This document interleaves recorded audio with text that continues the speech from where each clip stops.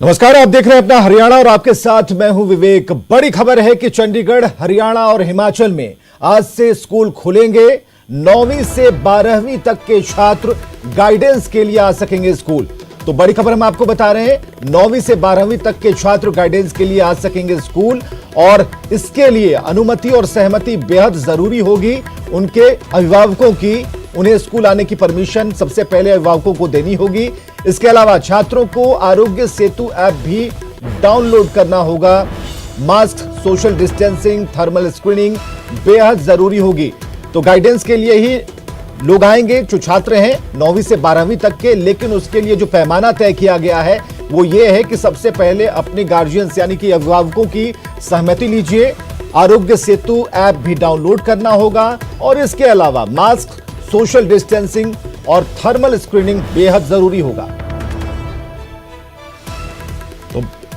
तो बड़ी खबर हम आपको बता रहे हैं, आज से अच्छी खबर उन छात्रों के लिए, खासकर 9वीं से 12वीं तक के जो छात्र हैं उनके लिए जिन्हें गाइडेंस की जरूरत है और वो चाहते हैं कि स्पेशल गाइडेंस उन्हें मिल सके, इसलिए वो स्कूल आ सकेंगे। इसकी परमिशन है, लेकिन एक परमिशन यानी कि एक अनुमति और लेनी होगी अपने अभिभावकों से कि वो उन्हें परमिशन दे कि आप स्कूल जाएं बेहतर गाइडेंस के लिए।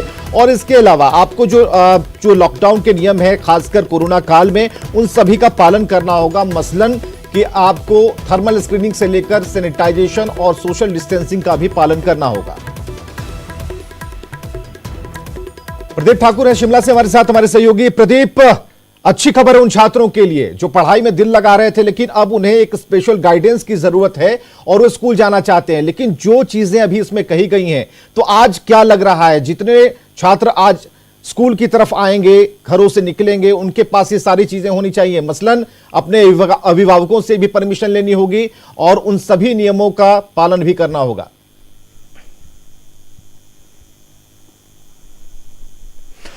बिल्कुल विवेक, आपने सही कहा और आज से कह सकते हैं कि स्कूलों में रौनक लौटनी शुरू हो जाएगी। हालांकि जो नियमित कक्षाएं हैं वो नहीं चलेंगी, लेकिन गाइडेंस लेने के लिए जो छात्र हैं वो स्कूल में आ सकते हैं और इसके साथ साथ 50% स्टाफ भी स्कूल में आएगा, वो शिक्षक हो चाहे गैर शिक्षक हो, क्योंकि जो शिक्षक और गैर शिक्षक हैं वो जो ऑनलाइन क्लासेज चल रही है, इस वक्त भी ऑनलाइन पढ़ाई पूरे प्रदेश में हो रही है। तो इस पढ़ाई को जो है पूरे प्रदेश में वो अब स्कूलों के माध्यम से ही करवाया जाएगा। और इसके साथ साथ जो छात्र स्कूलों में आएंगे उनको साफ तौर पर कहा गया है कि वो अपने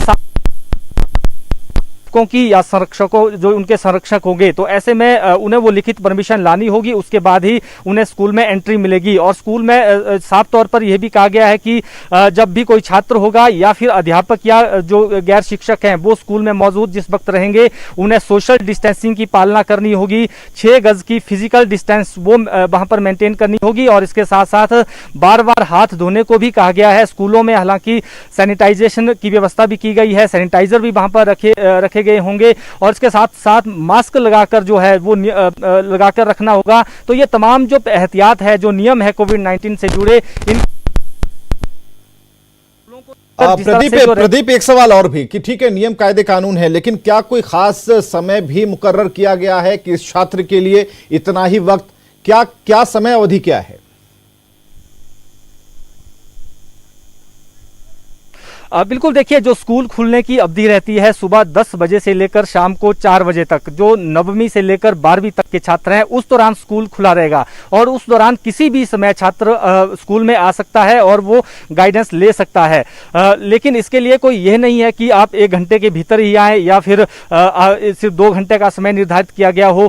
सिर्फ जो स्कूल की टाइमिंग रहती है सुबह 10 बजे से लेकर शाम के 4 बजे तक की, वही टाइमिंग रहेगी और इस दौरान कभी भी जो छात्र है वो स्कूल में आ सकता है और अपने शिक्षकों से मार्गदर्शन प्राप्त कर सकता है। कुल मिलाकर कह सकते हैं कि बड़ी कक्षाएं हैं 9वीं से लेकर 12वीं तक की। तो आगे जिस तरह से बोर्ड की जो परीक्षाएं होती हैं या ये इसमें से 10वीं और 12वीं बोर्ड की परीक्षाएं हैं, हिमाचल प्रदेश में एक कंपटीशन भी रहता है। चलिए, बहुत बहुत शुक्रिया हमसे बातचीत के लिए प्रदीप, जानकारियों के लिए। लेकिन इसके बाद एक और खबर हम आपको दिखाएंगे। ये चंडीगढ़, हरियाणा की खबर हमने आपको दिखाई, जिसमें स्कूल तो खुलेंगे, 9वीं से 12वीं तक के जो छात्र हैं वो स्पेशल गाइडेंस के लिए स्कूल आएंगे। लेकिन पंजाब में आज से छात्रों के लिए स्कूल नहीं खुलेगा। 9वीं से 12वीं के लिए छात्रों के लिए नहीं खुलेंगे स्कूल। बड़ी खबर हम आपको बता रहे हैं केंद्र ने गाइडेंस के लिए स्कूल खोलने की छूट दी थी। टीचिंग और नॉन टीचिंग स्टाफ को जाने की इजाजत है। सिर्फ 50% स्टाफ को स्कूल जाने की इजाजत मिली। पीएचडी स्कॉलर्स के लिए उच्च शिक्षण संस्थान खुलेंगे। इसके अलावा कॉलेज और कोचिंग संस्थान फिलहाल बंद रहेंगे। तो ये जो खबर है वो पंजाब के लिए है कि पंजाब से जो खबर आ रही है उसके मुताबिक आज से छात्रों के लिए स्कूल नहीं खुलेंगे। 9वीं से 12वीं के छात्रों के लिए स्कूल नहीं खुलने वाले हैं। केंद्र ने गाइडेंस जरूर दी थी कि स्कूल खोली जा सकती है, जो छात्र गाइडेंस लेने के लिए जा सकते हैं, लेकिन टीचिंग और नॉन टीचिंग स्टाफ को जाने की इजाजत दी गई है। सिर्फ 50% स्टाफ को स्कूल जाने की इजाजत मिली है।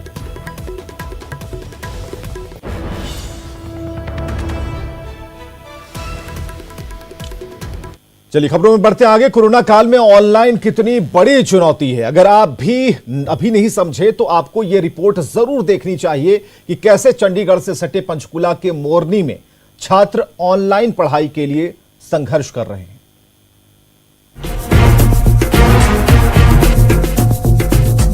इतने बड़े पेड़ों पर चढ़ना, इन शाखाओं पर बैठना इन लड़कियों का शौक नहीं बल्कि उनकी मजबूरी है। ये तस्वीरें हमारी सरकारों को आईना दिखा रही हैं, राजनेताओं से सवाल पूछ रही हैं कि इससे भारत कैसे विकसित होगा। जी हाँ, कोरोना के इस आह्वान में बच्चों को होशियार बनाने के लिए स्मार्ट कक्षाओं का सहारा लिया गया, लेकिन शायद ऑनलाइन क्लासेस में निर्णय लेने में सरकारें भूल गई कि उनकी कृपा की बदौलत आज भी कई ऐसे क्षेत्र हैं यहाँ मोबाइल नेटवर्क पहुंचा ही नहीं। चंडीगढ़ के पास मोरनी का यह नजारा है। यहाँ आज भी कई गांवों में मोबाइल नेटवर्क नहीं पहुंचा है और बच्चों को पहाड़ की चोटी पर चढ़कर या पेड़ों पर चढ़कर पढ़ाई करनी पड़ती है। कि जो भैया है वो यहाँ पे ऊपर ही घर है, तो यहाँ पे आके यहाँ पे पेड़ है ऊंचा सा, वहाँ पे वो चढ़ते हैं, फिर हमें काम बताते हैं, फिर हमें वो डाउनलोड करना होता है। अगर कभी कभी वो नहीं होते तो खुद चढ़ना होता है हमको, और फिर जब हम चढ़ जाते हैं फिर हमें वो डाउनलोड करना होता है, फिर उसका काम वो कंप्लीट भी करना होता है घर पे, फिर उसके बाद उसको भेजने फिर से आना पड़ता है यहाँ। ऐसा करने से इन बच्चों का जीवन भी खतरे में पड़ रहा है। ऐसा नहीं है कि ये हाल एक क्षेत्र के हैं जो हमारे राजनेताओं की नजर में आ सकते हैं। महोदय, यह हाल मोरनी के गांव का है जो चंडीगढ़ से थोड़ी दूरी पर है। चंडीगढ़ से जहां राजनेता बैठते हैं और राज्य चलाते हैं, हर निर्णय लिया जाता है। मेरा स्कूल 9 किलोमीटर। 9 किलोमीटर तो कैसे जाते हैं यहाँ से? यहाँ से हमें ऊपर तक तो पैदल जाना होता है। कितने किलोमीटर है यहाँ से? लगभग 1 या 2 किलोमीटर। उसके बाद फिर बस में जाना होता है, फिर बस छूट भी जाती है कभी कभी कि हम लेट हो जाते हैं, और जंगल का रास्ता है। सुबह सुबह जो 5 साल के छोटे छोटे बच्चे वो भी पैदल जाते हैं यहाँ को। हर कोई कोरोना के खत्म होने का इंतजार कर रहा है, लेकिन इससे ज्यादा ये बच्चे मोबाइल नेटवर्क का इंतजार कर रहे हैं ताकि उनकी जान को खतरा ना हो। पंचकुला से तारा ठाकुर, न्यूज़ 18।